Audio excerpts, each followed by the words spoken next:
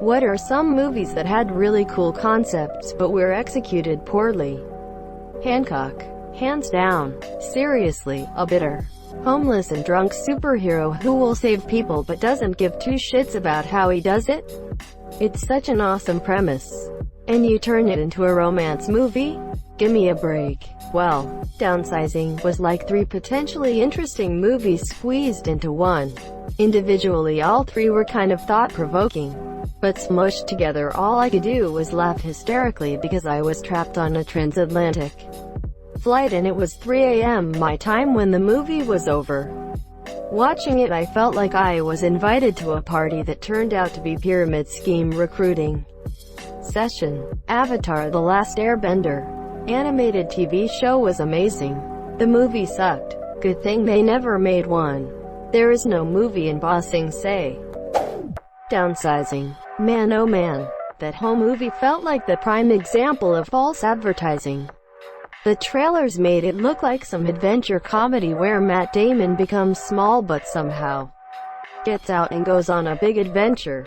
I thought we'd get a modern-day equivalent to Incredible Shrinking Man, and a bunch of awesome scenarios or concepts that would have made for a great, exciting film. Monsieur hell, maybe someone big would get in.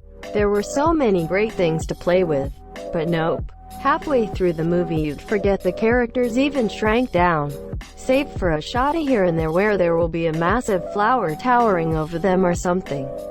It's been a while, but emo, if you watch the first trailer, it's pretty clear the movie had no stay. Monsieur, the scenes are obviously all from the beginning of the movie and then strongly hints that his wife doesn't get shrunk and never shows up again, which is a terrible premise.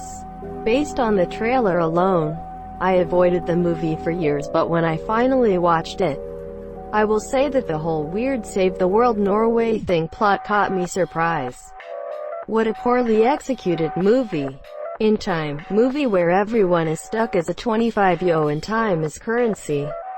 This was my first thought. Although the movie wasn't bad, it definitely needed a little more oomph and could have been great. I loved the A Series of Unfortunate Events movie when I was younger, but I just always wished they had done like 4 movies with 3 books per movie. Would have been so much better.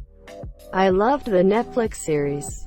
Similarly, I liked Hitchhiker's Guide to the Galaxy when I was younger. I didn't mind the actors in it or anything. Actually loved Mos Def's performance. I wish they would have stretched it though.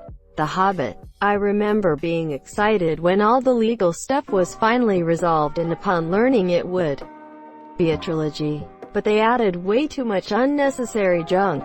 Tauriel, Legolas, their love triangle, CGI Dane, excessive Azog, etc. So many problems with that movie. And I'm a huge Tolkien fan. And Peter Jackson's Lot R trilogy are my favorite movies of all time. But The Hobbit did not need to be as long as a Lot R. The Book of The Hobbit is only half the length of The Fellowship of the Ring. It's only 1/6 the size of the entirety of the Lord of the Rings books. So there was some serious fug and padding going on to stretch those Hobbit movies out. And the questing party in The Hobbit isn't nearly as dynamic and interesting as in Lot R. You've got several different races in The Fellowship, all of whom are unique characters with their own 3-dimensional personalities and motivations. But in The Hobbit the vast majority of the party are all dwarves, many of whom have very few lines or purpose at all. And I'm pretty sure Bomber doesn't utter a single word in all 3 films. They're just empty filler in a cinematic sense, something critical to the book that does not translate well to the screen at all. Agreed, but we'll always have the Rankin bass version from the 70s. That's enough for me. Hancock. The setup in the first half was great. Apathetic, bad-tempered guy with superpowers tries to improve himself. Then it got weird. Would have made a better TV series, I think. Green Lantern. Percy Jackson. The book series is amazing. The movies? We pretend they don't exist. They changed too much of the first one to really be able to keep up with the rest of series. Then they tried to change the second to fit in with the first and they just got a big pile of crap. Even Rick Riordan has said they are so terrible they don't even follow the original Greek myth and should never be shown in a classroom. Monsieur, I'd wish they redo them and give them a real chance. The Dark Tower by Stephen King could have been a great saga if done right. I mean, what the fuck was that? The books are so rich and full of wonders. They could have made a great saga. This is one that should be revisited in the future. Great book recommendation too. It's a book series that have a gut level of richness and wonders. Agreed. Jupiter Ascending. I feel like there were so many misses in that movie. I agree wholeheartedly, but yet I still love it. Maybe Freddie Redmayne's amazing overacting alone. Hashtag ICREATELIFE. Carrot and carrot I carrot destroy carrot it. Tomorrowland. I'm not sure what the fuck Brad Bird Disney were thinking, but that was one of the most underdeveloped messes I've ever watched. Although the idea was intriguing enough. That movie was the reason Disney cancelled Tron 3. I'm still pissed off about it. Jumper. What made me realize this movie was really missing out on a chance to be bigger than it turned out to be was when Hayden Christensen's character meets the other jumper living out in the desert. And the dude tells him about all these amazing talented jumpers that had been around in the past, and how many of them had specialized in using their jump powers in increasingly unique ways. And I was sitting there going, damn, why didn't we get that movie instead? Quote, isn't it a TV show now? With regards to telling Christensen about the other jumpers, and those stories making a much better film, monsieur. I thought exactly the same about the last Independence Day movie. The African warlord talking about cutting down the aliens with machetes. I want to see that FIL, monsieur, not Brent Spiner's ass. Honestly, the first 20 minutes or so of Independence Day Resurgence was epic and felt like top-tier sci-fi.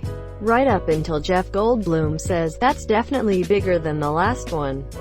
Go deeper Hollywood, not bigger. Fuck. Every live action of an anime sounds good doesn't work. Dragon Ball Evolution is certainly among the worst adaptations. I mean, the director publicly said that he never watched the anime. Wreck-It Ralph. Ralph Breaks the Internet. It has a good concept, but I feel that it, like most Disney sequels, was badly done. Like half of modern Disney movies. League of Extraordinary Gentlemen. It's almost a decent movie in some parts, which makes it even worse. They had a pretty good cast of actors, but everything was just too much, and then the story starts falling apart. Most of them were executed pretty decently, but I think a really high-budget HBO or similar series would have been a better medium than standard movies for the Harry Potter books. This series gets a lot of hate for loopholes and things like that, but tons of them were actually explained in the books that they didn't really get in the movies, because they only had 2 hours to capture up to like 700 pages. 4 to 6 one-hour episodes per book could have done wonders for the series. There were a ton of loopholes in the books too. I love the HP books. Rowling is the absolute master of pacing, but her actual world building is mediocre at best. You just don't have time to notice while reading, because the pacing is so great. The books still have their fair share of plot holes. They're still great books, don't get me wrong, but they don't always make complete sense. And not just because they involve witchcraft and wizardry. An HBO series definitely would have been cool, though. But it's hard to complain about the 8 movies we got. Seriously, how many times has a single story gotten 8 consecutive big-budget movies like that? In Time is the most uniquely cool concept in a movie that fell a little short that I can think of. I think The Maze Runner had potential as well and went off the rails. The Maze Runner was sad. The second book could have been a kick-ass horror movie, with how the cranks are in the book. The weird laughter and disjointed words and peeling skin.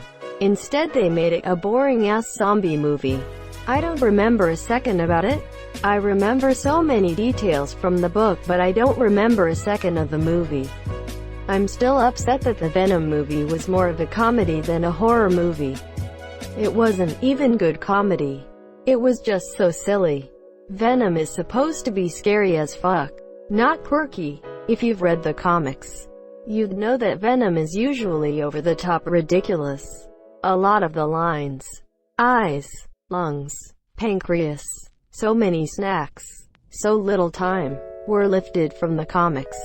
To be more accurate, Eddie would have been running through the Life Foundation labs buck naked, punching out scientists, making romantic statements to his symbiote, with a very concerned Spider-Man jogging after him through the labs. Greater than making romantic statements to his symbiote. God bless whoever let them push the romantic comedy aspect of the movie. That's the actual most accurate part, and has really cemented the movie among certain non-negligible demographics that like to spend money. Pile of bodies, pile of heads. Right always seemed like it could have done so much more with its world and lore than just another buddy cop movie. If you look into the production, I believe the script was written so that the elf girl was actually a small child. But they changed that at some point without really changing anything else. It's a mess. Battle. Los Angeles. Why is the entire army getting their asses kicked if the aliens are so easy to kill? They made a big deal out of the fact they hired military advisors so the aliens would use correct squad tactics, human tactics. Artemis Fowl, supposed to be about a boy genius criminal mastermind and could be described as Die Hard with fairies. Instead we're getting a generic Spy Kids movie. I don't care if the movie isn't out yet. I am inclined to agree with you. The trailer does not look like the Artemis Fowl I read as a kid. Passengers. Yes, it could have been amazing. Start the movie with the woman waking up and tell the story from her perspective. She slowly starts to discover that she was woken up intentionally as the movie shifts from a sci-fi romance into a suspense movie trying to get away from him, kill him, freeze herself. It could have been incredible. To add to where you are going, he still sacrifices himself for her while she is still trying to get away from Hi Monsieur. Then she finds the footage of the years that he spent completely alone. Just like in the released movie, the build-up to his choice to wake her up, she begins to understand that he wasn't some crazed lunatic. He was someone that was driven to making a horrifying choice by such a prolonged time alone and scared with no meaning to his existence. All that he wanted was to not be alone. She then goes through the same isolation and suffering. It drives her to the point that she finds herself contemplating that same horrifying choice after another passenger catches her eye. End the movie before she decides and leave it ambiguous.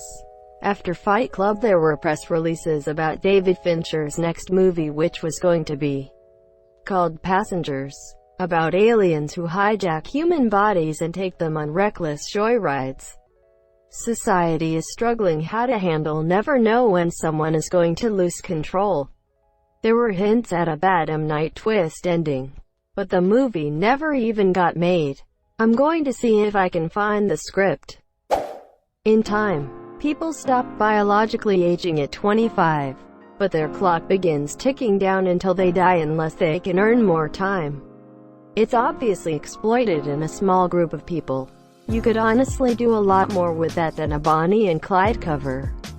The Purge. I've seen neither. My roommate says the first one is just a cash grab, but then they realized they had an interesting idea and made decent sequels. I'll second this. IDK about a cash grab, but the whole movie just took place in and around one house in the original. The other movies I actually found quite entertaining as they depict the anarchy you'd expect. The first one was a home invasion movie, and a lot of audience members felt it wasted the potential of the premise. Now You See Me. This movie combined two of my guilty pleasures, magic tricks and heist films, but the twist at the end was so infuriatingly stupid that it made me hate the entire movie. Greater than. You asterisk asterisk asterisk don't fucking make the man who done it the same person as the man who's pursuing the man who done it. Asterisk asterisk asterisk. Lesson. The biggest sin is that it overdid magic. Magic is a clever illusion. Some parts of the film showed that perfectly. But some parts, oh boy, were suddenly, it was in the Harry Potter universe. Magician here, It was so bad. Also, it was so evident that none of them knew how to hold a coin or a deck of cards. Even on stage, there's no stage presence, no character, just a whole lot of "I'm going to let you exist near my awesome power" bravado that is just contemptuous. No one enjoys that kind of show. No one goes to a magic show because they want to see an hour of pretension. They go to have fun and be entertained. The reason people like David Copperfield and Lance Burton is they're talented and charming. Without either, they have no audience. There was not an ounce of charm in the actors. To me, the whole movie felt like a 16-year-old magician's wet dream. Most of us went through a phase of wanting to be dark and mysterious and have access knowledge others don't. Then most of us grow out of that and become better people and better magicians. These guys though, the movie clearly never even tried to give them an ounce of magic training. They just acted as if magic was real. And that is fucking annoying. By the way, look up the IT Crowd Magician on YouTube.